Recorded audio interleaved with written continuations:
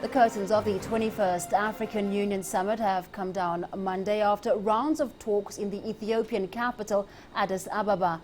AU heads of state have vowed to deepen economic and political integration on the continent.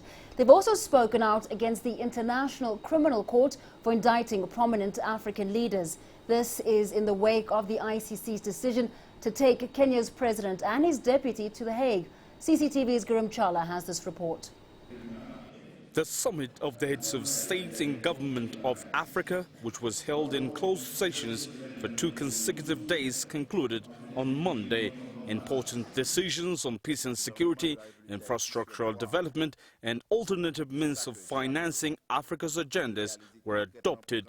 The 21st Assembly of the Union has also applauded the improving security situation across the continent.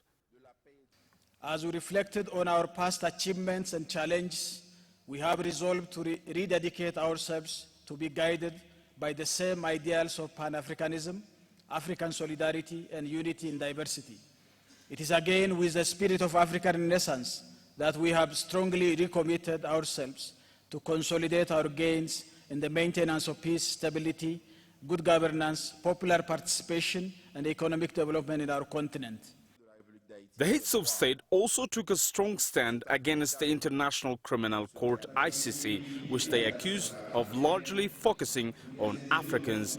As presented by the government of Uganda and backed by other member states, the agenda of Africa's position against the ICC's current handling of cases involving African heads of state, especially Kenya's President Uhuru Kenyatta, was strongly condemned, with the leaders describing it as clearly race hunting. The African leaders has come to the consensus that the process ICC is conducting in Africa has a flaw. Now the process has degenerated into some kind of race hunting rather than an objective of taking care of those crimes and as well as impunities. Also remember that the ICC is not the court of first resort. It's actually the court of last resort. And now that Kenya has reformed its judiciary and they have now confidence in the judiciary in Kenya, things should be left to the country. As preparations for the post-2015 development goals, the AU summit has also assigned the president of Liberia, Ellen Johnson Sirleaf, to chair a committee of heads of state to plan and deliver Africa's common position, prioritizing the continent's agendas. One can say the just got concluded African Union heads of state and government summit was different in almost all aspects, from closed-door serious talks to taking a firm stand in defending the African states and people. It was all unique.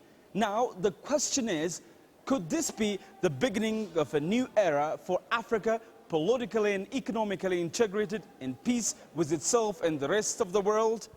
Time will tell. Gurum Chala, CCTV at the African Union headquarters at Addis Ababa, Ethiopia. Now, for all the latest on the day's events, we're joined by CCTV's Beatrice Marshall, live from the African Union headquarters in Addis Ababa. Beatrice.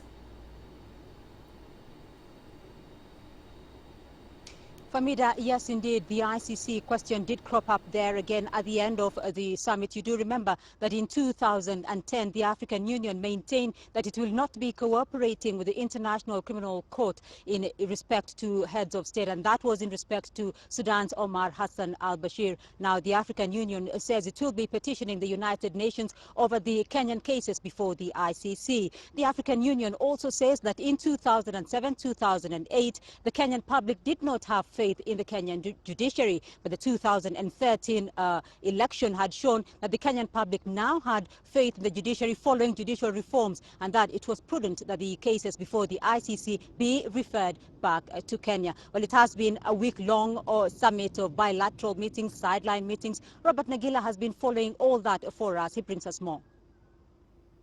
The theme for this year's 50th anniversary of the Africa Union celebrations was Pan-Africanism and Africa Renaissance. You are trying to rethink Africa you're trying to put yourself in a way in which you are very realistic with the past, and you also want to see what the present is, but more so to build a better future for Africa. And we need to get together, discuss how we can actually expedite our economic development, what values we hold dear, and how these values can actually drive Africa forward. Africa's 54 leaders are celebrating the 50th anniversary of the founding of the Organization of African Unity. On Friday, AU foreign ministers backed a request from Kenya to have crimes against humanity cases brought against the president and deputy president by the International Criminal Court referred back to Kenya. Among the dignitaries in attendance was U.S. Secretary of State John Kerry, who urged Nigeria to avoid human rights abuses in their campaign against Islamist militants. Speaking on the sidelines of the summit, Nigeria's President Goodluck Jonathan vowed to crush the group. We can confront it, and we are confronting it now. We can no longer sit down and watch people being killed, and it must stop. Excesses of Boko Haram must stop. That is the decision of the Nigerian government now, and it must stop. On the sidelines of the summit, Brazilian officials cancelled African debt worth almost $900 million with a reminder app for restructure. The leaders also discussed the funding for AIDS, tuberculosis and malaria while reviewing progress made. We also believe that we should produce our own high-quality, low-cost HIV medicines that can get from our laboratories to the marketplace quickly and ensure that our people are protected from counterfeits. I urge you to continue investing in an AIDS-free Africa. This will improve the health, empowerment, and human rights of your citizens. This tied to the continent achieving its Millennium Development Goals. As the summit draws to a close, the message African solutions for African problems is louder than ever and development is top of the agenda. By 2016, China will have the largest economy in the world, and many here are now looking east to help them push the economic agenda. Robert Nagila, CCTV, Addis Ababa at the AU headquarters.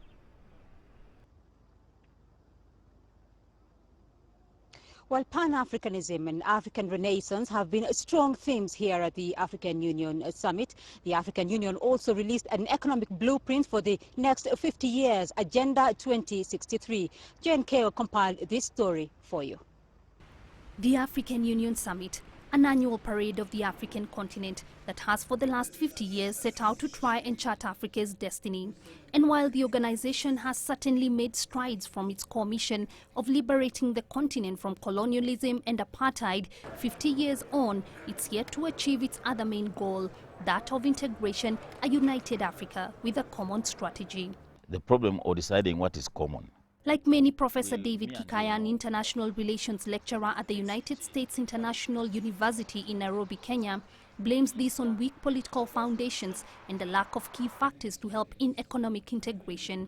For this to be achieved, Professor Kikaya says the AU must prioritize economic integration and diversify the African economy, especially in the transport, infrastructure and communication sectors, based on the already existing regional blocks. Its emphasis must emphasize those areas of integration in the continent, on the continent, that definitely are of economic nature. Let's take, for example, Kenya, Ethiopia, South Sudan are cooperating over the Lamu connection into South Sudan and into Ethiopia. That's really the area, the way to go. But several countries are somewhat integrated.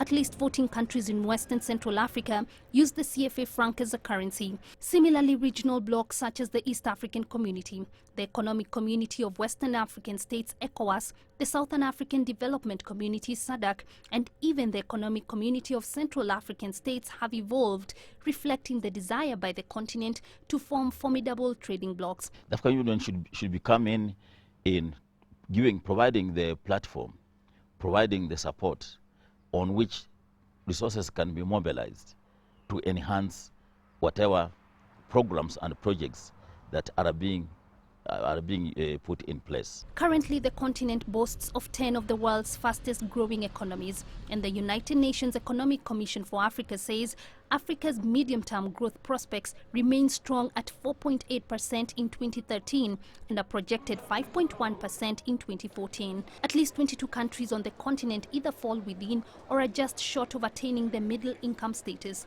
However, many are yet to benefit from the economic transformation. But economic success cannot be achieved in isolation. The emerging wave of militancy and terror cells in parts of the continent, coupled with the failure by a majority of African states to fully utilize their vast natural resources, a degree of impunity and political brinkmanship, have conspired to chart a rocky path for Africa's journey to success. Forget about corruption, because corruption is just a product of impunity as far as I'm concerned. If you are to address the issue of impunity at a continental level, we have what it takes for us to take off. As the AU and member states mark the 50th anniversary of the founding of the Organization of African Unity under the theme Pan-Africanism and African Renaissance, African leaders will also consider Agenda 2063, a blueprint they say will bring socio-economic and political transformation to the continent. It's going to be very important that we continue because obviously Africans understand the situation on the ground better, and they have the capacity to bring solutions. Well, little doubt that the past 50 years for the African Union have been checkered, perhaps born out of the continent's failure to chart out an elaborate policy framework. Forward planning is not an option for the continent, rather it's a must. Jane Keo, CCTV, Nairobi, Kenya.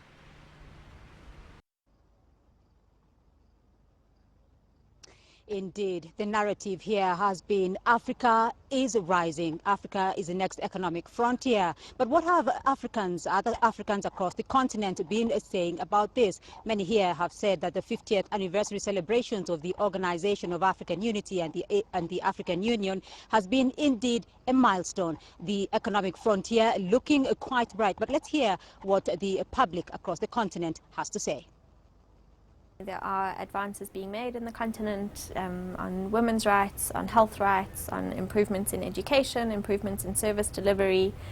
I think we have an enormous way to go before we can say that everything is okay and that we have achieved equality and dignity on the continent. Africa is a proud continent. There's a lot on the continent, but I think one of the biggest things that's holding Africa back, besides economic issues, is social issues where Africans see themselves as one.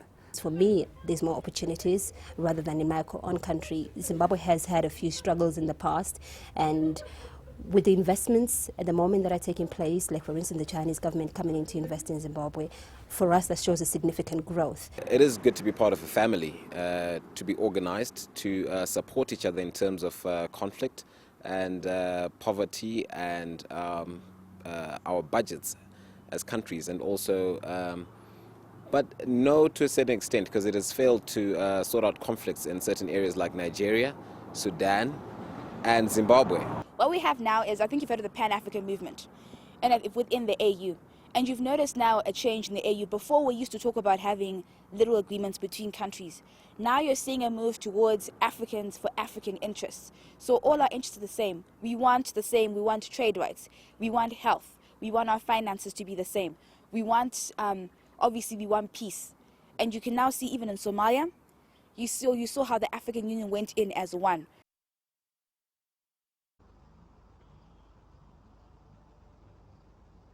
All right, the African Union Summit wrapped up here with a strong economic focus.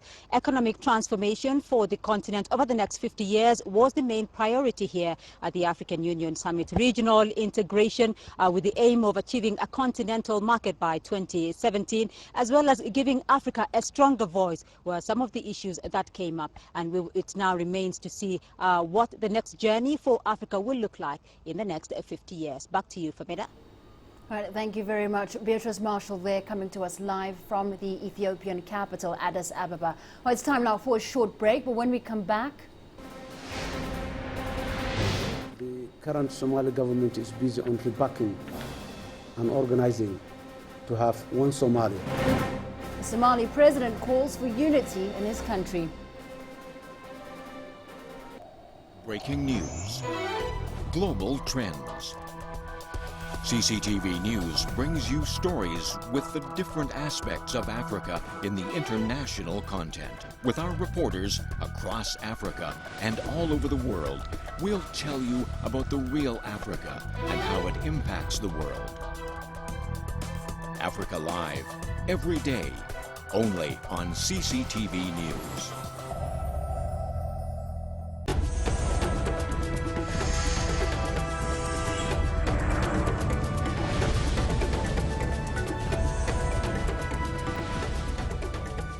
Welcome back to Africa Live. Now, Somalia's President Hassan Sheikh Mohamud has declared there's only one federal government in Somalia. He's made the statement at the African Union Summit, where he's also reaffirmed the need for a unified central government in his troubled country. Meanwhile, plans are also underway for the repatriation of thousands of Somalis living in refugee camps in Kenya and Ethiopia. CCTV's Maria Galang reports. Among the top agendas at this year's African Union Summit is the issue of war-torn Somalia, as the thorny issue of a breakaway southern region threatens to create rifts between the central government in Mogadishu. Somali President Hassan Sheikh Mohamud says there can only be one government in Somalia. Somalia is fragmented. It's divided into regions, clans, groups, and that was the situation for 20 years. The current Somali government is busy on repacking and organizing to have one Somalia. With Somalia still divided into a patchwork of self-governing regions, including Somaliland and the semi-autonomous region of Puntland, many of them hostile to the central government, the stability of the region still remains precarious. However, the president of Somalia's Jubaland state, Sheikh Ahmed Mohamed Islam, recently accused the Somali federal government of organizing clan violence in Kismayu and the Juba regions. Another key issue on the table is the return of Somali refugees back home, specifically from neighboring Kenya. We agreed together that in August this year, there will be a conference in Nairobi whereby the Somali government, the Kenyan government, and the UNHCR will be discussing on the smooth and how smoothly and organized manner the Somali refugees will come back to Somalia. So discussions started, but it's at its preliminary stage, and we hope by the end of the year we will have a very clear roadmap in place for the return of close to 2 million Somalis back to Somalia. There are hundreds of thousands of Somali refugees living in Kenya and Ethiopia. Dadaab refugee camp in northeastern Kenya is home to close to 500,000 Somali refugees, with many hoping to return to a brighter homeland. Maria Galang, CCTV. Over 2 million children in Uganda are chronically malnourished. A community-integrated program funded by the government and its partners is now trying to change that dismal state of affairs by educating residents and providing early interventions. Celestine Carone reports. Uganda's Ibanda district in the country's west is known for its fertile soils, and many residents here grow food crops both for subsistence and for sale. But even with the high food production, many children still suffer from malnutrition caused by a number of interrelated factors like illness, lack of proper diet and education, as well as poor sanitation, among others. Beatrice Asaba is a mobile health worker in the region and usually makes house visits checking for signs of malnutrition among children. I like working as a village health worker because I can help my neighbors raise healthy children, have enough nutritious foods for them so that they are healthy and can go to school, which helps bring about development in the community. Every family will have enough food. Beatrice examines them and advises on action to be taken should she notice signs of malnutrition, which is usually to visit the nearest health center. I appreciate the visit of the village health worker because she's helping my sick children. Beatrice is part of a larger program managed by the European Union together with UNICEF, the government of Uganda, and USAID, which aims to improve household nutrition. Working through existing structures from health centers right down to the community level through village health teams, the program aims to create stronger awareness on nutrition and food security. At the nearby Kwanyambogo Health Center, parents are encouraged to attend talks that educate them on healthy foods as well as proper nutrition for pregnant mothers. Over 2 million children under 5 in Uganda are chronically undernourished, and the country is lagging behind in meeting the United Nations Millennium 2015 goals on reducing child mortality and improving maternal health. We wish success to Uganda in the future to become a middle-income country. However, still is facing dramatic challenges, especially on these two MDGs, under 5 mortality and maternal health. Now, the under 5 mortality must be addressed not only with food security, but also with the right food. Apart from combating malnutrition, the program also aims at teaching the community how to make profit from their farms so that they can be better placed to provide their families with a balanced diet, in the process improving the quality of life. Celestine Karone, CCTV. Africa Live returns after the short break with more, including high-risk schoolgirls in South Africa are the most affected by HIV.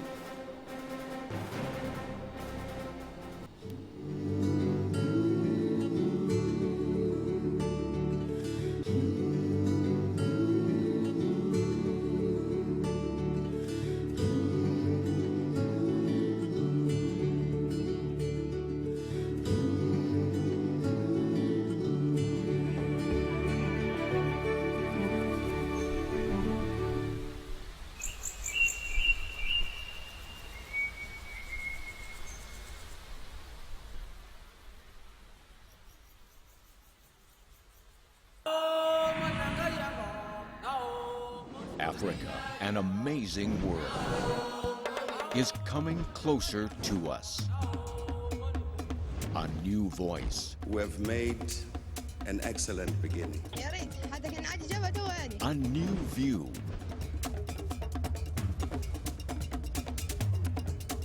Let's watch together. We deliver news and views. Let's explore together. We get you inside real Africa. Every day, only on CCTV News.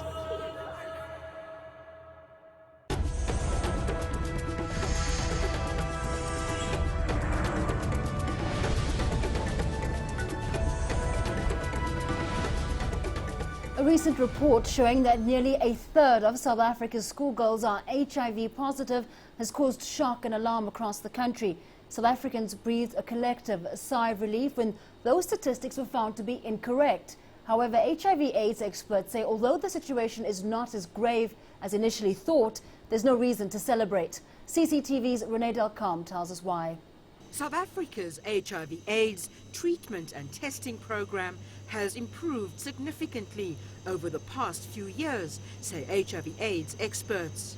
But South Africa is still said to be the hardest hit country when it comes to HIV/AIDS infections, and school-going girls have been identified as a particularly high-risk group.